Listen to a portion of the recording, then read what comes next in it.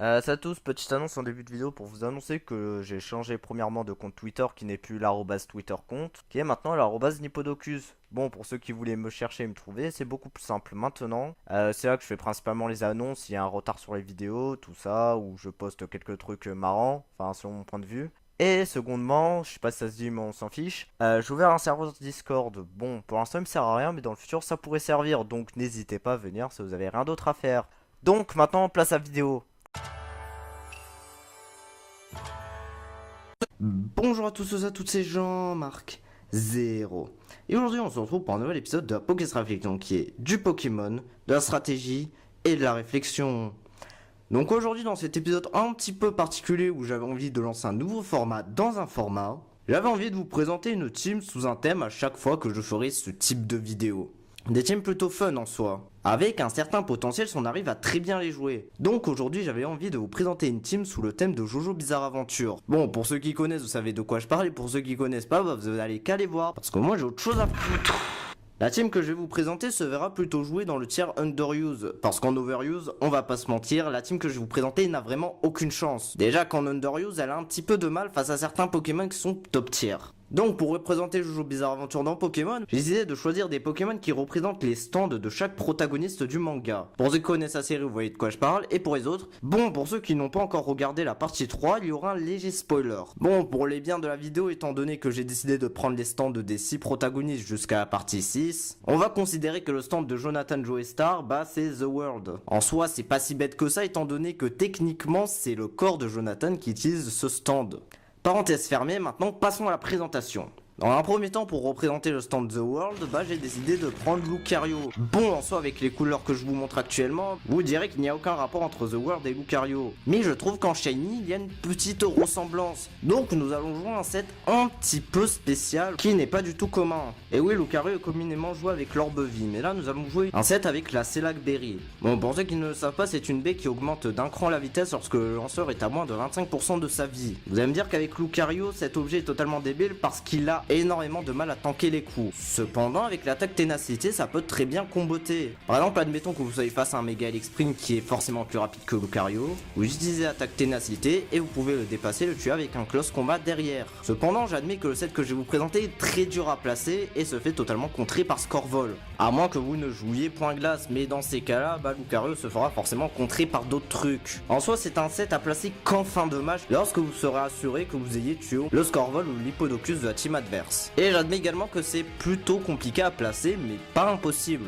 Par exemple, la meilleure occasion pour placer Lucario, c'est face à un gros Tanmorph d'Alola. Bon, il faut qu'il n'ait pas point de feu. Bon, là, vous essaierez de vous en assurer durant le match. Et si ce n'est pas le cas, bah c'est l'occasion parfaite. Vous placez Lucario, et il faut juste espérer qu'il se prenne un sabotage. Et là, le talent cœur noble va s'activer et augmenter son attaque à +1. L'adversaire ne pouvant rien faire de gros face à Lucario, il va forcément switcher. Là, c'est l'occasion de placer une Dance Lame. Et là, vous êtes placé. Et puis, il ne manque plus qu'à rouler la team adverse. Le gros inconvénient de ce set, bah, c'est qu'il est totalement contré par les attaques de priorité. Pour ne citer Cisaiox avec son attaque piste au point qui est omniprésent dans le méta.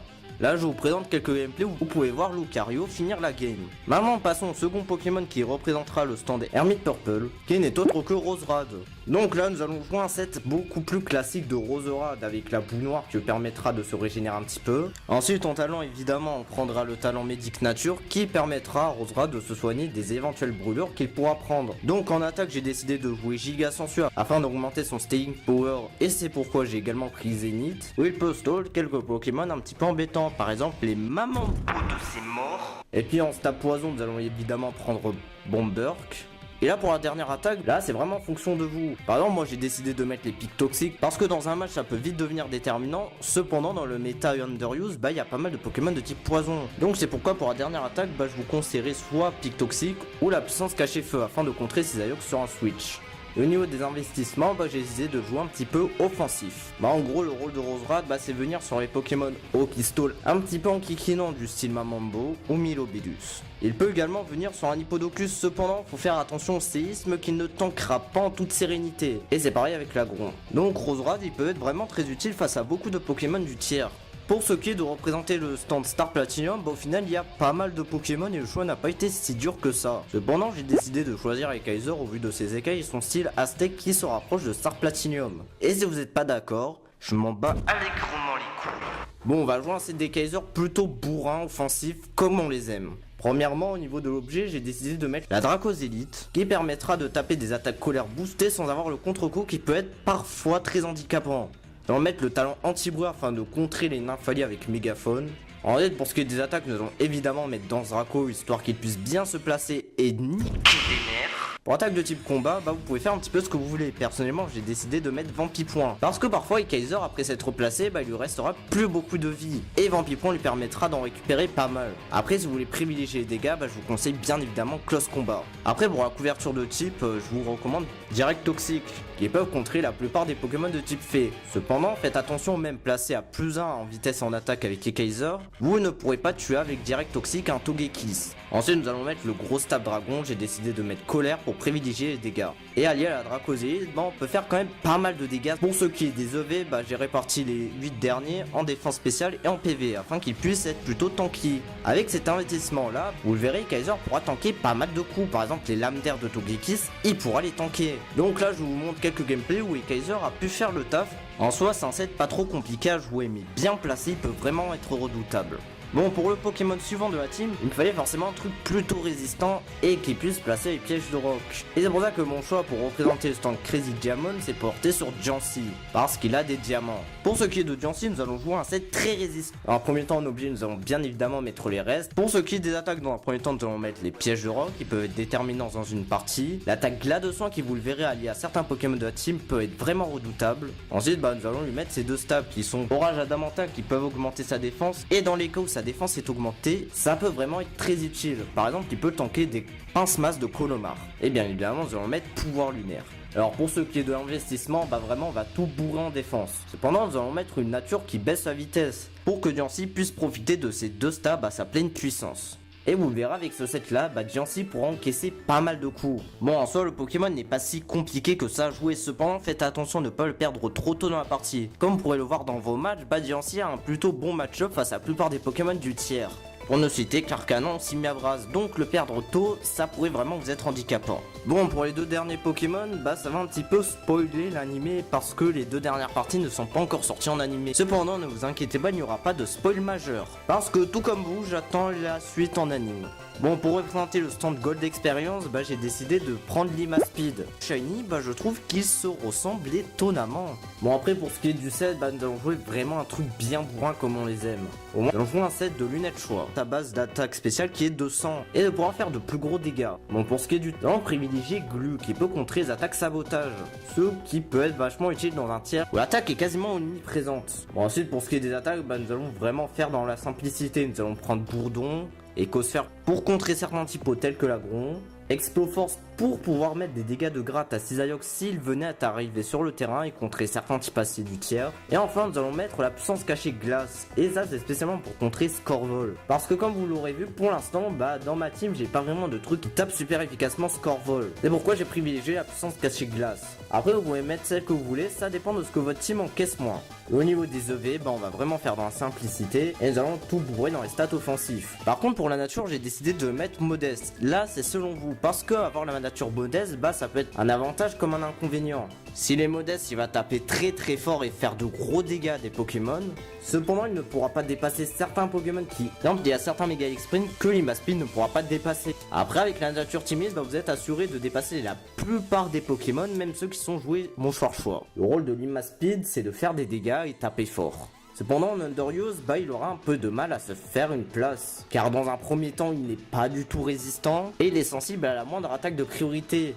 Maintenant, passons au dernier Pokémon de la vidéo. Pour représenter le stand de Stonefree, j'ai décidé de prendre Godrive. Alors là, il y a encore moins de rapport avec les précédents qui pouvaient paraître étonnants. Mais pourquoi avoir choisi Godrive? C'est parce que tout simplement, le stand se base sur le fil. Bodrive me faisait penser à un fil. L'évolution de Bodrive, c'est Grodrive. Et c'est comme ça que j'ai fait le lien. Je vous l'accorde, je suis parti loin. Bon, pour ce qui est de Grodrive, il y a plusieurs options. Bon, dans un premier temps, nous pouvons jouer un set plutôt classique qui est utile, que j'ai joué dans les premiers temps, qui est un set avec délestage et aspect citrus. Parce que, mine de rien, la vitesse de Grodrive est quand même pas mal. Et en profitant du talent délestage, il peut dépasser tout. Pour ce qui est des attaques, j'ai décidé de lui mettre anti-brume dans un premier temps parce que je n'avais rien pour enlever les entrées hasard. Ensuite, j'ai mis ballon histoire qu'il est instable. Et finalement, j'ai mis prélèvement du destin qui peut profiter du talent délestage, étant donné qu'il sera plus rapide que presque tous les Pokémon du jeu. Et pour la dernière attaque, faites un petit peu comme vous voulez. Admettons que vous ayez du mal face à Suicune Plénitude, je vous recommande vivement Bain de Smog. Sinon, vous pouvez privilégier pour un choix. Oh, mais très toxique. Cependant, au niveau des stallers underuse, il y en a pas mal qui sont insensibles aux toxiques. Bon, je ne saurais citer Scorvol, King ou même Grotanmorph dans certaines configurations. Par contre, il peut causer de sérieux soucis à Scorvol s'il est joué avec sabotage. Mais dans la plupart des cas, Scorvol ne pourra pas toucher Grodrive, donc vous ne pourrez pas forcément profiter du prélèvement du destin. Après, l'avantage de ce set, c'est qu'il peut surprendre étant donné que Grodrive c'est un Pokémon à la base qui est PU. Le voir en Underuse, ça peut surprendre quelques adversaires. Après, pour ce qui est des investissements, j'ai décidé de tout mettre en PV et en vitesse avec la natte timide. Bon, après, c'est pas non plus un Pokémon qui va transcender le tiers, donc pour le placer, ça va être plutôt compliqué. Cependant, bien placé, il peut faire des choses plutôt pas mal. Aussi, le problème de Grodrive, c'est que sur ce set, par exemple, je n'ai joué qu'une seule attaque offensive qui est Balle-Ombre. Le type Spectre a quand même pas mal de résistance. Après, si vous voulez par exemple contrer les Trioxydroscar, vous pouvez jouer une puissance cachée Fée, même si ça ne vous servira que dans cette configuration. Ou sinon, vous pouvez opter pour un côté plus offensif en mettant Tonnerre à la place de Prélèvement du Destin ou Toxique. Et voilà, c'est ce qui conclut notre petite team. Cependant, comme vous l'aurez vu, cette team se fait totalement déboîter par Cisaiox, bande au choix avec piste au point. Le seul Pokémon qui peut venir tranquillement dessus, encore le mot tranquillement est exagéré, c'est Lucario étant donné sa résistance au type acier. Donc pour vous assurer de, entre guillemets, contrer parfaitement ce Cisaiox, le mieux c'est de laisser un Pokémon mourir et placer Kaiser qui lui sera plutôt bulky pour encaisser 2 fois l'attaque. Et vous n'avez plus qu'à spammer Vampipoint. Grâce à ça, vous allez récupérer pas mal de PV, ce qui vous permettra de gagner votre duel face à Cisaiox. Cependant, votre Kaiser sera pas mal affaibli. Et également, c'est pas avec cette team que vous allez viser le haut du ladder sur Pokémon Showdown ou gagner tous les tournois compétitifs officiels de Nintendo. On va pas se mentir, à moins que vous soyez un excellent joueur, vous allez jamais briller très haut. Cependant, avec cette team, j'ai quand même réussi à faire pas mal de bons trucs. Et si vous voulez ne pas trop vous prendre la tête et jouer une team fun, je vous recommande vivement cette team. Donc voilà, c'est la fin de cette Pokéstrat Fiction.